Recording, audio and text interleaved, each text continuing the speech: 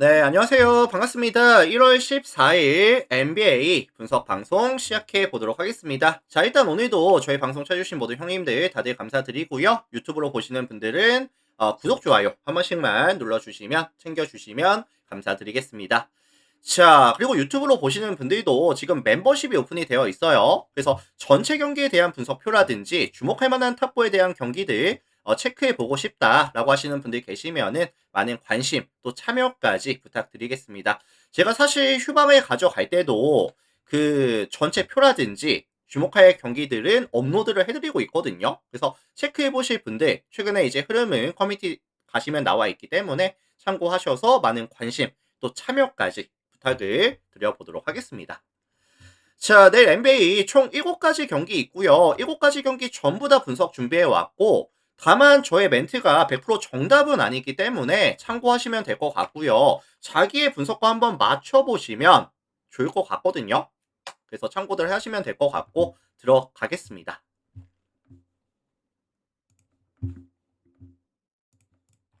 자, 가장 먼저 살펴볼 경기는 마이애미와 피닉스 경기 먼저 볼게요. 마이애미, 피닉스. 자, 이 두 팀의 맞대결은 최근의 흐름이 전혀 다른 두 팀의 매치업이다 라는 말씀을 먼저 드리고 싶은데, 홈팀 마이애미가 최근 5게임 가져가면서 몇 승 몇 패? 1승 4패. 반면에 피닉스 같은 경우에는 최근 5게임을 가져가면서 정확하게 4승 1패. 지금 마이애미 같은 경우에는 사실 가장 큰 문제가 뭐냐면은 미첼에 대한 경기력이 많이 떨어져 있고요. 얘를 대체해 줄 수 있는 자원이 사실 좀 애매하다라는 점이 가장 큰 문제라고 생각을 해요. 게다가 지금 최근 팀 전체적인 실책 비율이 증가하고 있는 추세에다가 팀 야투마저 떨어지고 있는 구간이다 보니까 공격과 수비에서의 밸런스가 전혀 맞지 않는 모습 보여주고 있는 구간이죠, 사실. 그래서 실제로 최근 5경기 평균 득점이 109득점, 실점이 127점씩을 가져가면서 동일기간 마진이 마이너스 11, 리그 전체 28위까지 떨어지는 구간. 자, 반면에 이에 맞서는 원정팀은 피닉스입니다. 피닉스 같은 경우에도 최근에 주요한 전술이 뭐죠? 일단 뭐 길레스피라든지 부커와 그다음에 이제 마크 윌리엄스 투맨 게임 가져가면서 외곽에서의 뭐 딜런 브룩스라든지 오닐이라든지 이런 자원들 스팟업 자원들의 야투가 터져주고 있는 구간. 그래서 실제로 최근 보시면은 외곽에서의 이런 야투 빈도가 굉장히 많이 증가하고 있는 추세고요. 성공률 같은 경우에도 유지가 되든지 조금 더 높아지는 구간에 있거든요.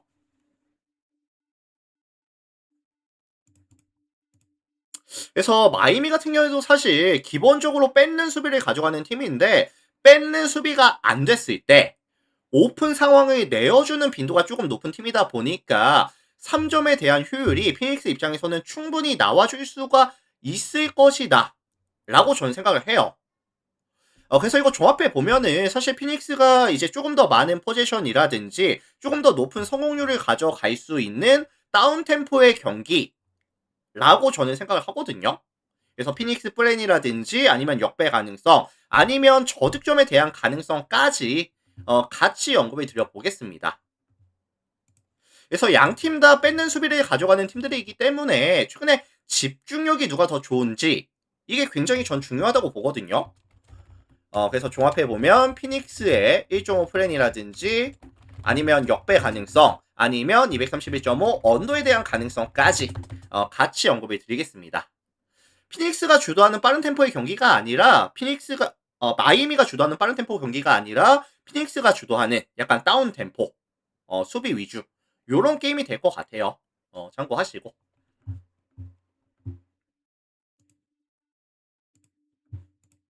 자, 다음 경기 휴턴과 시카고 경기 보겠습니다. 휴턴, 시카고.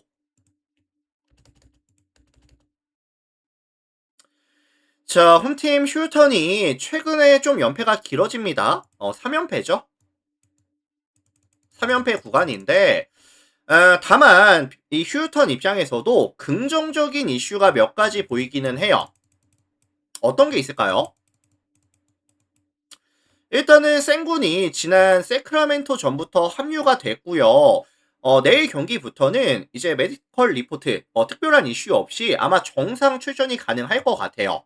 출전이 가능할 것 같고 게다가 이제 슐턴이 원정 3연전을 끝내고 와서 홈에서 또 가져가는 경기거든요. 그래서 팀 분위기를 반등시킬 만한 여러 가지 좀 지표가 있는 상황에서 내일 시카고전을 가져가는 상황이다 라고 보시면 좋을 것 같습니다. 자, 이번 시즌 슈터는 홈에서 경기를 가져갔을 때 총 13번의 경기를 가져가면서 11승 2패, 승률이 84.6%, 홈에서 정말 좋았던 팀이고요.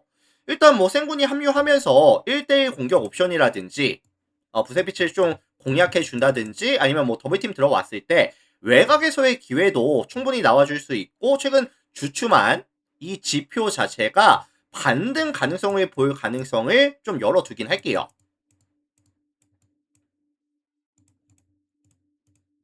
자, 반면에 원정팀 시카고입니다. 시카고 같은 경우에는 이번 시즌 공격 코트에서의 효율을 좀 살려줘야 되는 팀이라고 보거든요. 다만 이번 시즌 경기당 득점이 117.32 득점, 리그 전체 12위에다가 오펜시브 레이팅 같은 경우에는 114.1을 기록하면서 리그 전체 22. 득점 대비했을 때 효율이 조금 떨어지는 모습을 보여주고 있고요. 최근 5경기에서는 평균 득점이 107.8득점까지 떨어지는 구간.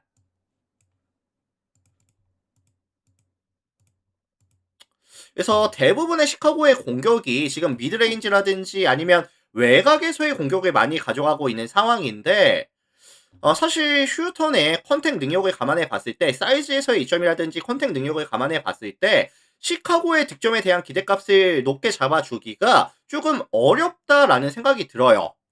게다가 시카고는 지금 누가 빠져있다? 뭐 기디라든지 뭐 화이트라든지 핵심 코어들의 이탈 같은 경우에도 굉장히 크리티컬한 리스크라고 저는 생각을 합니다. 어쨌든 자, 그래서 요거는 종합해 보면은 휴턴이 승리 가져가면서 약간 일방적으로 12.5 정도의 기준점이라고 한다면은 저는 최소한 5번, 6번의 포지션 이상을 만들어줄 수 있을 것이다. 차이를 만들어줄 수 있을 것이다. 라고 생각하거든요. 자, 그래서 요거는 종합해 보면은 휴턴 승이라든지 아니면 12.5 마헨에 대한 가능성까지 같이 언급을 드리겠습니다. 휴턴 승 12.5 마헨까지 언급을 드려볼게요. 참고하시고.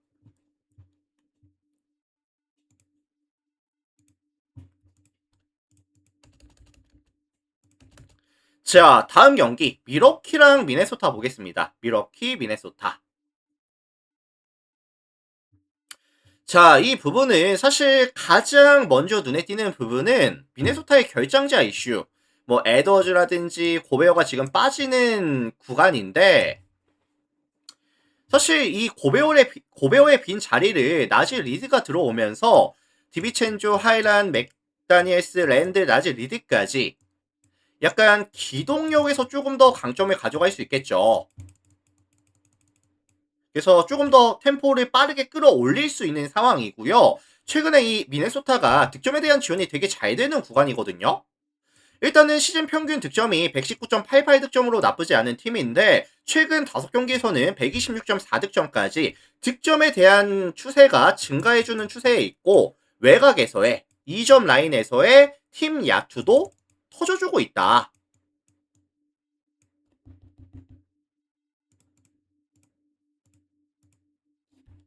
그래서 랜들이라는 앤트맨이 없다 하더라도 랜들이라는 또 다른 에이스가 건재하고요. 뭐 맥다니엘스라든지 뭐 나즈 리드라든지 스팟업 자원들 역시도 터져주고 있는 구간. 그리고 사실 미러키가 수비에서의 에너지 레벨이 좀 떨어진다는 점을 감안해 봤을 때 미네소타에 대한 득점 지원은 유지가 된다고 봅니다. 뭐 최소한 120득점 이상, 뭐 130득점까지도 가능하지 않겠느냐.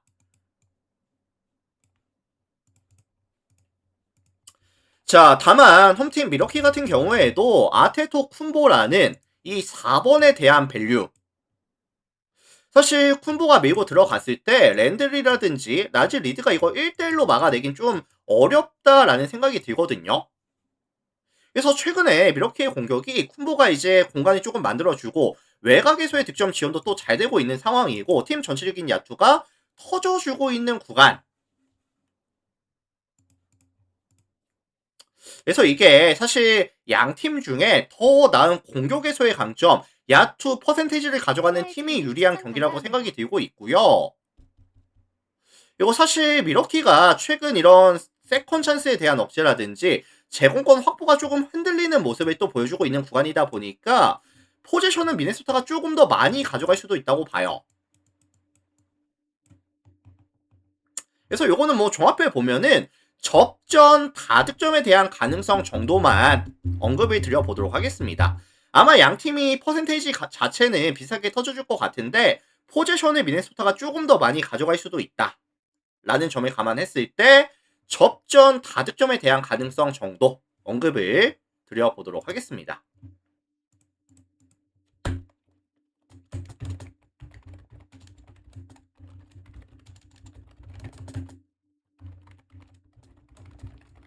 자, 참고하시면 될 것 같고요. 미네프렌 다득점 가능성 말씀을 드려보도록 할게요.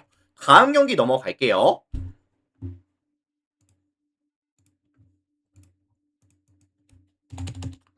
자, 뉴올리언즈 덴버 보겠습니다. 뉴올리언즈 덴버.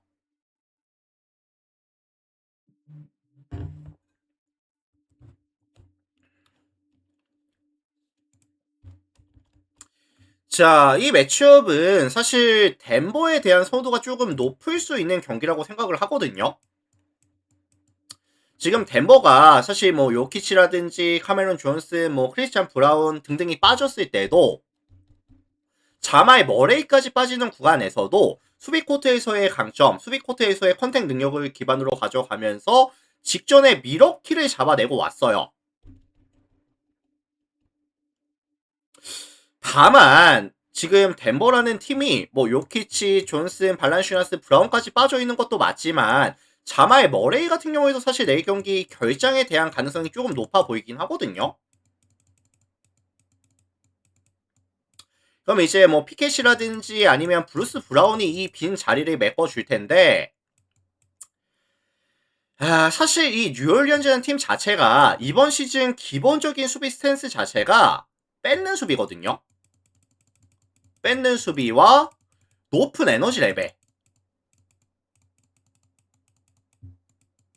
그래서 과연 머레이까지 없는 상황이라고 한다면 덴버가 실책 없이 과연 뉴올리언즈의 빡빡한 수비를 이겨낼 수 있겠느냐라는 점이 사실 가장 큰 변수라고 생각을 합니다. 저는.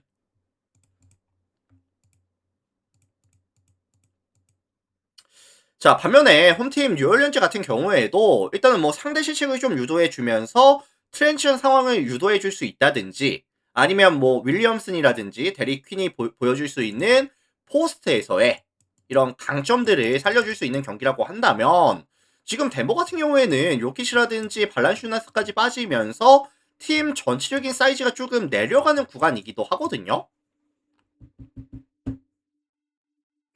그래서 저는 이거 종합해 봤을 때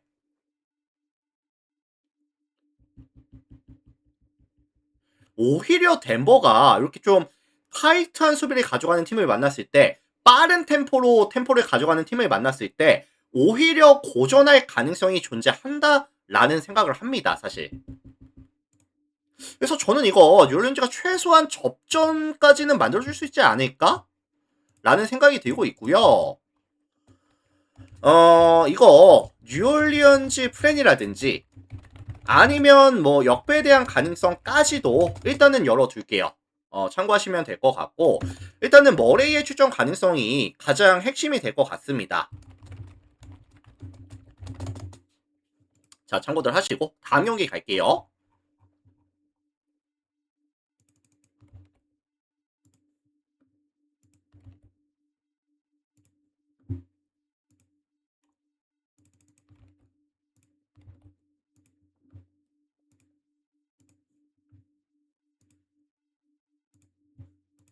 자, 오클라호마랑 샌안토니오 경기 보겠습니다. 오클라호마, 샌안토니오.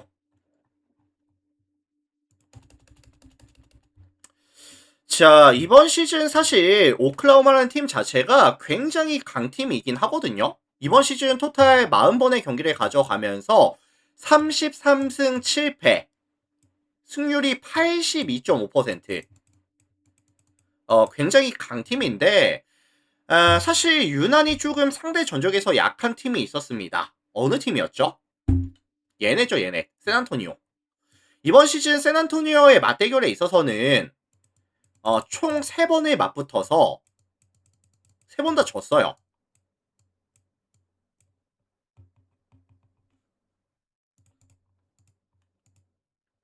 이번 시즌 사실 오클라호마의 최대 강점이 뭐냐면은 일단은 수비가 정말 좋고요. 대망원 능력이 좋은 팀이고 뺏는 수비를 기반으로 가져가면서 이 리커버리 자체도 굉장히 좋다 보니까 실점에 대한 억제가 좋은 팀이거든요. 다만 이 샌안토니오 같은 경우에는 이런 디언 팍스라는 또 핸들링이 안정감이 있는 볼 핸들러가 존재하고요. 웬비랑 가져가는 투맨 게임에 대한 효율 자체가 굉장히 높은 팀이죠, 사실. 그래서 오클라호마는 사실 세난을 만났을 때 샤이 기저스가 활약을 해주기는 하지만 이 디런 팍스와 웬비가 가져갈 수 있는 투맨 게임을 막아내지 못하면서 경기를 계속 내줬었거든요.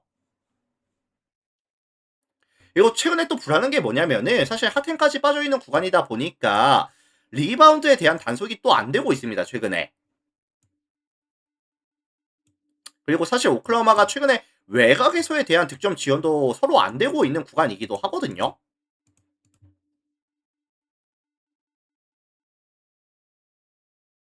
그래서 요거는 종합해 보면은 사실 뭐 샤이 기저스와 디언 팍스 웬비의 야투 게임 누가 더 높은 효율을 보여줄 수 있느냐 싸움이 될 것 같은데 사실 뭐 제공권 싸움에서의 이득이라든지 아니면 포스트 수비에서의 조금 더 강점을 보여줄 수 있는 샌안토니오가 크게 밀릴 경기는 아니라고 보거든요. 그래서 요거는 사실 샌안토니오가 최소한 접전, 그 다음에 이제 저득점으로 가져가는 게임 가능성 말씀을 드리고 싶고요. 샌안토니오의 7.5 플랫 아니면은 229.5 저득점에 대한 가능성까지 같이 언급을 드리겠습니다.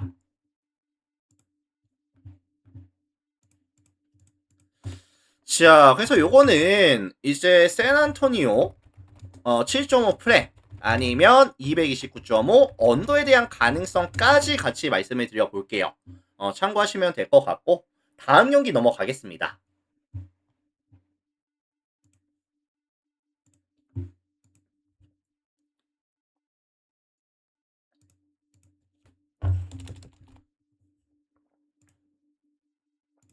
자, 레이커스랑 애틀란타 볼게요. 레이커스 애틀란타. 자, 오늘 홈팀 레이커스가 세크라멘토 원정에 가서 경기를 지고 왔어요. 사실 어제 제가 분석을 진행할 때 레이커스가 백투백 애틀란타전이 있다. 이게 핸디캡까지는 조금 못 해줄 수도 있다라는 말씀을 드렸었는데 아예 생으로 그냥 지고 왔습니다. 근데 그 과정에서 지고 온 것도 문제가 되기는 하지만 돈치치라든지 르브론 제임스에 대한 출전 시간 관리가 또 안 됐거든요. 돈치치가 36분 56초, 르브론 제임스가 33분 13초.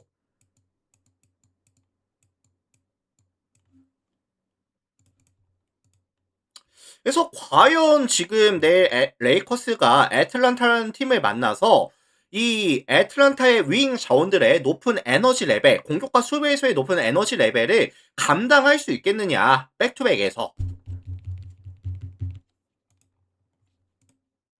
그래도 이제 레이커스의 긍정적인 요소를 좀 말씀드려 보자면은 그래도 이번 시즌 포스에서 가져가는 득점 지원은 잘 되고 있어요. 이번 시즌 경기당 49.19개의 이점을 시도하면서 60.49%의 메이드 확률.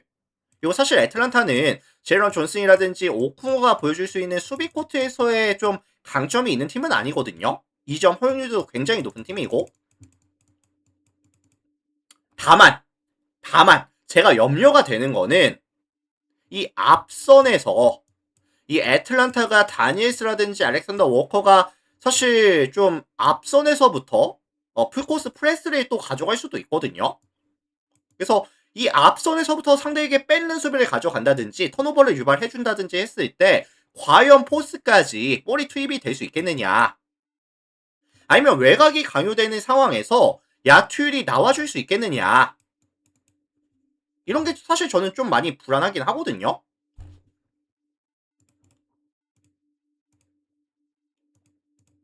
자, 반면에 지금 원정팀 애틀란타 같은 경우에는 레이커스의 수비 코트에서의 에너지 레벨 또는 컨택 능력 또는 이제 집중하는 모습들을 감안해 봤을 때 애틀란타의 스페이싱을 레이커스가 막아내기가 사실 쉽지는 않을 것 같아요. 오늘 세크라멘토를 만났을 때도 전혀 억제가 안 되는 모습을 보여줬다 보니까 요거는 사실 애틀란타 승 아니면 좀 일방적인 경기 가능성까지 같이 언급이 드리겠습니다.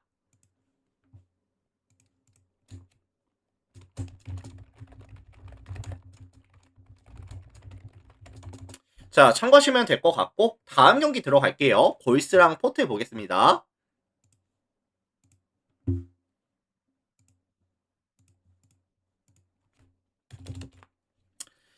자, 이 매치업은 사실 포틀랜드에 대한 선호도가 조금 높을 것 같거든요. 왜냐면은 이번 시즌 포틀랜드가 골든스테이트를 만났을 때 3번의 맞대결에서 3번 모두 승리를 가져갔어요. 그리고 이제 10.5라는 굉장히 높은 기준점이 잡힌다는 것 자체도 이 포틀랜드에 대한 선호도를 좀 올려줄 수 있는 근거가 된다고 보긴 합니다. 자, 다만 이 골스 같은 경우에는 이번 시즌 홈에서는 되게 잘했거든요. 총 19번의 경기에서 13승 6패, 68.4%의 승률을 가져가는 팀이고 확실히 홈에서 경기를 가져갔을 때 공격과 수비에서의 밸런스가 괜찮습니다. 이거 사실 포틀랜드 같은 경우에는 가장 좀 크리티컬한 부분이 이 아브디아가 빠지거든요. 최근 포틀랜드가 확실한 1번이 좀 애매하다 보니까 볼이 잘 안 돌아요. 볼이 잘 안 돌고 있고 그런 상황에서 아브디아 해줘. 좀 에이스 볼에 대한 빈도가 증가하는 추세였거든요, 최근에. 그래서 아브디아가 빠지는 상황에서의 포틀랜드의 이런 과연 득점에 대한 볼륨이 유지가 될 수 있을지. 그리고 사실 1대1 위주로 게임을 풀어간다고 했을 때 보이스가 보여줄 수 있는 컨택 능력 같은 경우에도 1대1 수비 능력 같은 경우에도 조금 거슬립니다. 자, 반면에 홈팀 골스 같은 경우에는 뭐 커리, 버틀러, 그린 활용한 좀 유기적인 움직임이라든지 벤치 구간에서도 뭐 쿠민가라든지 뭐 멜튼, 뭐 이 쿠민가 이런 친구들, 뭐 포지엠스키 이런 친구들 득점에서의 볼륨을 유지시켜 줄 수 있는 자원이 포틀랜드 대비했을 때 더 많다라는 생각이 들거든요. 그래서 요거는 조합해 봤을 때 골스가 조금 일방적으로 그동안의 이제 상성이 조금 어 잡아줄 수 있는 그런 경기가 되지 않을까라는 생각이 드네요. 골스승 아니면 일방적인 경기 아니면 저득점에 대한 가능성까지 같이 언급을 드려보도록 하겠습니다.